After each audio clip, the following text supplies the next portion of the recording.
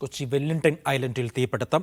Sulphur കയറ്റാൻ ഉപയോഗിച്ച conveyor ബെൽറ്റിനാണ് തീപിടുത്തമുണ്ടായത്. വൈകിട്ട് 6:30യോടെയാണ് തീപിടുത്തം. 10ഓളം ഫയർഫോഴ്സ് യൂണിറ്റുകളെത്തി തീ നിയന്ത്രണ വിധേയമാക്കി. എസ് ശരൺ ഉണ്ട് വിവരങ്ങൾ പങ്കുവയ്ക്കാനായി. ശരൺ, ഇതെങ്ങനെയാണ് സംഭവിക്കുന്നത്? മറ്റു വിവരങ്ങൾ. എറണാകുളം വാർപ്പിലെ Q10 ഷെഡിന് സമീപത്തായിട്ടാണ് തീപിടുത്തമുണ്ടായത്. ഇന്ന് വൈകിട്ട് 6:30യോടുകൂടിയാണ് തീപിടുത്തമുണ്ടായത്.